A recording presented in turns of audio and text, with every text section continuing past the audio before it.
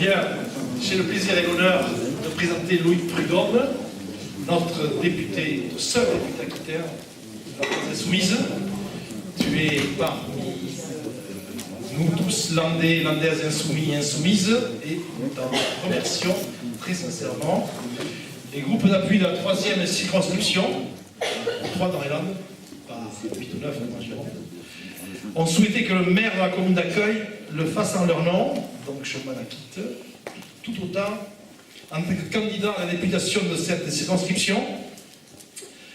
Les 3 candidats, donc malheureux, dans la 3e circonscription, pas comme en Gironde, face à la République en marche au PS, pas si moribond que cela dans nos Landes, avec Boris Vallaud et 2 autres sénateurs, espère avoir correctement représenté l'alternative à cette évolution sociétale qui remet même en cause les acquis de la libération. Je le fais surtout en tant que citoyen insoumis, car comment être autre chose face à cette société de plus en plus injuste qui concentre les moyens et les pouvoirs dans les mains d'une oligarchie, d'une démocratie mondialisée, d'élites qui envoient dans le mur toutes les classes populaires. J'essaie dans la mesure de mes humbles moyens de résister en tant que maire, comme vous tous ici, chacun à notre place. Je remercie Mika d'avoir pris contact avec toi et d'être le fer de lance de nos groupes et tous les militants et militantes qui ont préparé cette soirée et surtout le petit pot après auquel nous invitons.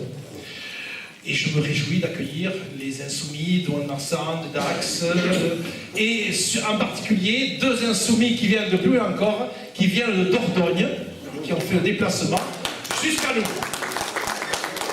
Alors pourquoi ici? Ouais, il y a un maire en particulier, c'est moi, mais après parce que c'est le centre géographique des Landes, entre Ouan-Marsan et Dax, Tartas, c'est pour ça que... Et puis, c'est plus facile pour moi de voir une salle que de batailler à en chercher une dans les environs. Voilà. C'est une des raisons pour lesquelles c'est le centre idéologique des Landes aussi, maintenant, on peut dire.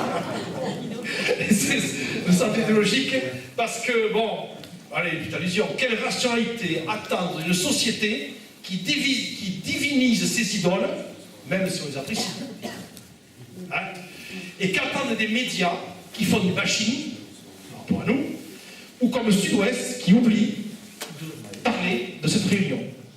Pour ça, on aurait pu espérer avoir un peu plus de monde, peut-être. Voilà. Donc, Loïc Prudhomme, alors avant de te présenter, je t'ai dit que je ferai un petit jeu de mots, si tu le permets, sur ton beau nom. Tu es venu ici en preux chevalier de la même cause que nous défendons tous. Et quel programme! Et c'est pour ça que nous espérons être à la hauteur. Et puis, voilà, je pourrais aller encore plus loin, je pourrais aller jusqu'à Proudhon, et le socialisme libertaire. Voilà. Bon, mais j'arrêterai là. N'allons pas plus loin quand même. Bon. Oui, et puis, les conseillers Prudhomme, qui ne remplissent pas ce pourquoi ils ont été créés. Donc j'arrête pour en venir à une rapide présentation, pour ce que j'ai pu en lire. Tu travaillais à l'INRA, l'Institut national de l'enrichissement économique, tu es un militant associatif et syndical, donc tu as été élu sur la circonscription de Noël Mamère, qui est toujours maire de Bègle. Non. Ah voilà, je ne savais plus ça, on se demandait. Tu es membre de la commission du développement durable et de l'aménagement du territoire, et tu penses qu'une société productiviste comme la nôtre maltraite la nature et les hommes qui y vivent. J'aime la phrase que tu mets, j'ai trouvé ça. Là où s'abat le découragement, s'élève la victoire des persévérants. Et nous le sommes, n'est-ce pas? Bon. Et aux côtés du... Alors j'ai vu aussi, et je vais faire transition avec ça, avec toi Viviane, tu es aux côtés du personnel soignant de la clinique Utondu. Tu réclames avec eux plus de personnel pour qu'ils puissent mieux répondre aux missions qui sont les leurs. 14 salariés ont démissionné depuis septembre. Voilà comment un budget, celui de la santé, et nous savons autour de nous, ça se délite. Hein. Comment un budget, celui de la santé dédié par principe à l'humain, transforme la santé publique en une marchandise avec une réduction de 4,2 milliards. On le sait tous, la pauvreté s'accroît, nous sommes dans une société de plus en plus précaire et on ne veut pas le voir. Voilà. D'où le thème de la précarité sous toutes ses formes. Je passe la main à Viviane. Merci. Alors tu peux parler là ou là.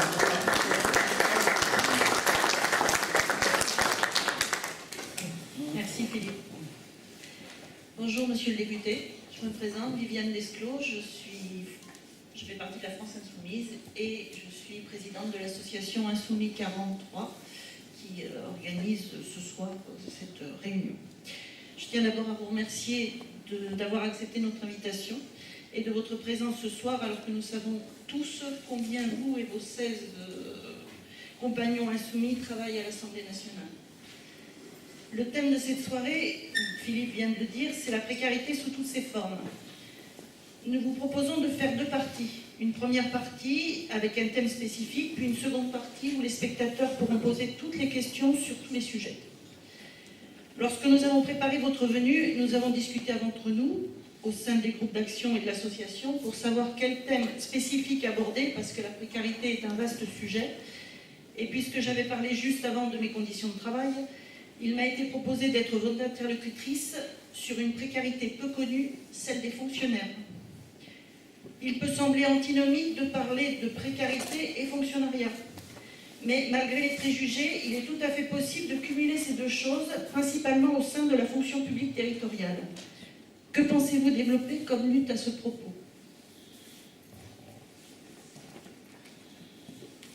Alors, c'est vrai que, d'abord merci beaucoup de votre accueil.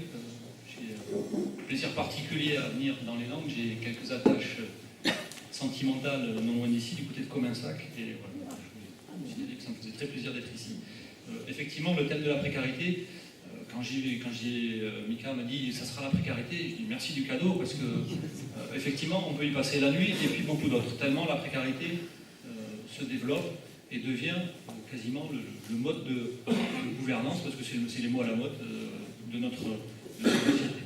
Alors sur cette forme particulière de précariat, et notamment, alors, il est sur deux registres. Alors, on peut se tutoyer peut-être, Viviane. Dans ton cas, il est d'une part sur ta profession, qui est celui d'assistant de vie, et qui est la profession la moins bien payée dans ce pays, de manière générale, et qui regroupe aussi des statuts très différents. C'est-à-dire qu'il y a des assistants de vie qui ont la chance, mais dans ce cas-là, je ne sais même plus si c'est une chance, d'être fonctionnaires territoriaux, comme c'est le cas aussi en Gironde. J'ignorais que c'était le cas dans les Landes, et malgré tout, il me semble que c'est la moins pire des solutions. Malgré tout, dans la fonction publique, qu'elle soit territoriale ou d'État, la précarité, c'est effectivement, c'est pas quelque chose d'anodin, ni de mineur. Moi, j'en sais quelque chose, parce qu'avant d'être élu, j'étais fonctionnaire d'État, donc, comme tu l'as rappelé à l'INRA, et également dans cette fonction publique, à force de gérer par projet, on a aussi des gens qui sont, j'y reviendrai après, au cours des questions, qui sont là pour des projets de courte durée, et donc qui font des contrats à très courte durée, et du coup sont précaires également. Alors après, pour la fonction publique territoriale, et dans ton métier particulièrement, on voit aussi, tu rappelais l'affaire de la santé et du système de santé. Il me semble que c'est à rapprocher de ça aussi. C'est-à-dire qu'aujourd'hui, on vient de voter le plan de financement de la sécurité sociale, et dans ce plan-là, on nous a dit qu'il faut réduire de 4,2 milliards l'enveloppe destinée à nous soigner, nous tous, mais ne vous inquiétez pas, on va faire moins, mais on va faire mieux. Ça, c'est le registre, hein, le refrain. Alors je te rassure, si tu gagnes moins, demain tu gagneras mieux. Hein. Par contre, ça c'est la réponse de Madame Bénico. Voilà, il suffit de s'en persuader. Ce que je veux dire par là, c'est que du coup, dans cette enveloppe contrainte de la sécurité sociale, c'est virage ambulatoire, c'est ce qu'il nous dit. C'est-à-dire que tu viens à l'hôpital, tu te fais soigner, tu ressors le soir même et tu rentres chez toi. Et c'est là que tu rentres en jeu, puisque la suite, le suivi des gens aussi, va revenir sur ta profession. Alors effectivement, il y a des soignants qui vont aller à domicile, mais il y a aussi après des assistants de vie qui aident aussi et qui participent à ce suivi à domicile. Donc la variable d'ajustement pour que toutes ces budgets collent dans leurs enveloppes restreintes, la variable d'ajustement, ben c'est nous tous, quoi. Enfin, c'est un premier lieu, c'est toi, et la précarité qui est assignée à toute la variable d'ajustement, c'est l'humain. Donc voilà un petit peu ce que je peux dire sur cette précarité fonction publique. Oui, il faut en avoir conscience, c'est un secteur qui est particulièrement touché. La fonction publique territoriale, pour élargir aussi un petit peu le champ de la réflexion, c'est qu'aujourd'hui, on le voit aussi, les municipalités, les collectivités territoriales ont de plus en plus de mal aussi à boucler leur budget. Ben, ça veut dire que les fonctionnaires territoriaux qui sont employés par ces collectivités territoriales, nécessairement, vont devoir se serrer la ceinture, mais il n'y a plus de cran pour la serrer plus, je crois qu'ils sont déjà au taquet. Mais voilà, c'est encore la variable d'ajustement. Et c'est toujours ceux qui sont tout en bas qui servent d'amortisseurs. Bon, voilà pour une première réponse. Merci. Ce que je vais développer concerne principalement le secteur de l'aide à la personne, mais trouvera des échos dans beaucoup de secteurs de la fonction publique, maisons de retraite, mairies, écoles, et j'en passe font appel au même genre de contrat. Je travaille donc comme auxiliaire de vie, aide ménagère à domicile, auprès de personnes âgées ou handicapées pour un centre intercommunal d'action sociale. J'ai été embauchée sous contrat il y a plus de 3 ans. Et durant cette période, j'ai cumulé un bon nombre de CDD, une bonne trentaine, je pense. Dans le privé, les contrats à temps partiel ne peuvent pas être inférieurs à 24 heures par semaine, mais nous avons des contrats dits au 5/35e, c'est-à-dire que nous sommes assurés de 5 heures de travail par semaine, le reste étant ajouté selon les nécessités du service et le bon vouloir des chefs, des fois. Et vous imaginez que gérer ces horaires est un véritable casse-tête puisque nos bénéficiaires sont âgés et susceptibles d'avoir des accidents de la vie qui modifient les heures en cours de mois. Lors d'une hospitalisation, par exemple, les heures ne sont pas facturées aux bénéficiaires, c'est normal, mais ne nous sont pas réglées non plus, même si cela nous implique un temps de pause à attendre pour passer à l'intervention suivante. Entre 2 interventions chez les bénéficiaires, on nous accorde 5 minutes payées pour le trajet, mais nous sommes souvent en milieu rural, 5 minutes c'est impossible. Un mois, nous pouvons faire 60 heures et 150 le mois suivant. Nous devons prévoir une disponibilité 5 jours par semaine, de 8h à 20h, et 2 jours de week-end par mois, un samedi et un dimanche en général. Nous travaillons 2 fois par mois, 6 jours sur 7. Dans ces conditions, de plus, nous pouvons rester jusqu'à 5 ans en CDD, mais du fait du statut fonction publique, malgré la précarité avérée de ces contrats, nous n'avons pas le droit à l'indemnité de 10% dite prime de précarité. Quel recours peut-on avoir face à ce genre de situation? Là, je m'assois parce qu'il va falloir répondre. Se poser pour répondre à ça. Qu'est-ce qu'on peut faire pour répondre à ça? Alors, déjà, j'ai une question parce que je ne prétends pas tout connaître. Et par rapport au nombre de CDD cumulables, tu fais référence à 5 heures, à 50 CDD, une trentaine de CDD. Je ne sais pas, en tout cas dans la fonction publique d'État, il y a ce fameux dispositif Sauvadet qui existe. Je ne sais pas s'il est applicable à la fonction publique territoriale, mais je ne suis pas sûr. En tout cas, 6 ans en fonction publique territoriale aussi, il me semble. Alors, c'est juste pour expliquer, le dispositif Sauvadet, pour ceux qui ne connaîtraient pas, c'est un dispositif qui prévoyait, alors, a priori, au moins dans les 2 fonctions publiques, territoriales et d'État, dans ces 2-là, qu'au bout de 6 ans de contrat à durée déterminée, l'employeur, donc en l'occurrence pour toi, la collectivité territoriale ou pour moi une administration d'État, est obligé de vous employer en contrat à durée, enfin, de vous fonctionnariser, de vous titulariser.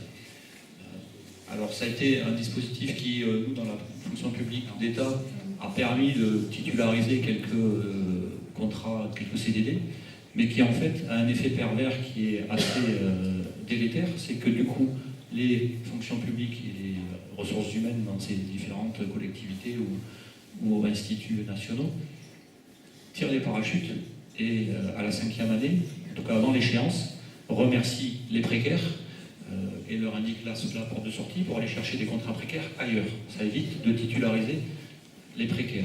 Donc on voit maintenant de la précarité cyclique, enfin renouvelée, en tout cas dans une administration ou dans une collectivité territoriale, ben, c'est toujours des précaires mais c'est jamais les mêmes. Donc voilà les dispositifs, ce qu'ils ont entraîné ici. Alors, En solution, j'allais dire, j'en ai pas trop tout de suite, à part prendre le pouvoir et puis changer tout ça. Ça veut dire que ce que tu as subi aussi, c'est le gel du point d'indice, j'imagine aussi. Ce qu'on a subi nous, dans la fonction publique, c'était de cet ordre-là. Donc il y a ça, il y a les déplacements qui avant étaient dans le domaine de ce qui était acquis et qui maintenant restent à votre charge. On est toujours sur on rogne les acquis. Donc, les solutions tout de suite, c'est alors est-ce qu'on brosse tout de suite les solutions? Parce que je ne sais pas si c'est après comment tu veux qu'on développe la discussion, mais en tout cas pour ton métier, il n'y a pas de 50 solutions. C'est que vous devez être fonctionnaire et qu'il y ait un vrai service de la dépendance dans ce pays. Voilà, c'est pas comme il devrait y avoir encore un service de la santé publique avec les problèmes que j'expliquais sur les hôpitaux et ce registre-là, où c'est très proche, hein, c'est vraiment, parfois il y a des interactions entre ces deux métiers, mais donc il doit y avoir un service de la dépendance avec des fonctionnaires titulaires qui s'occupent de la dépendance de nos plus anciens, des gens qui sont en situation de handicap, etc. etc. Donc si on ne va pas vers ce service pris en charge par l'État, je ne vois pas comment on va pouvoir s'en sortir. Ce que je rappelais, c'est les statuts étant très différents. Aujourd'hui, l'égalité territoriale étant rompue, ça veut dire que les collectivités territoriales ne peuvent pas assurer cette déprécarisation de tous ces emplois d'assistants de vie. Donc c'est nécessairement l'État qui doit jouer son rôle et reprendre tout ça à son compte pour que les gens aient des conditions de vie dignes, que les gens que vous assistez aussi, effectivement, alors j'imagine que ça doit être aussi comme dans tous les métiers, il y en a qui font ça avec beaucoup de cœur et avec beaucoup de passion, et puis il y en a qui, pris par la contrainte aussi du temps, qu'on ne leur laisse pas entre deux patients, sont aussi amenés sous la pression à accélérer un petit peu leur façon de travailler, à prendre moins soin, à prendre pas le soin suffisant par rapport à la situation des gens qu'ils ont en face, et on déshumanise, et on déshumanise, et on déshumanise. Alors on déshumanise les gens qui travaillent, on déshumanise les gens à qui on a affaire dans ce service, et c'est le cas des EHPAD également. Ma collègue Caroline Fiat, que vous voulez suivre particulièrement sur ce registre-là, met au jour les conditions de travail dans les EHPAD, et les conditions de travail, elles sont directement, elles ont un impact direct sur les conditions dont sont traités les résidents dans les EHPAD. Donc voilà, à grands traits, hein, la problématique. Alors voilà, les solutions miracles, moi je dis aujourd'hui, il n'y en a pas. Les lignes que nous on peut tracer à la France Insoumise, ça serait ça.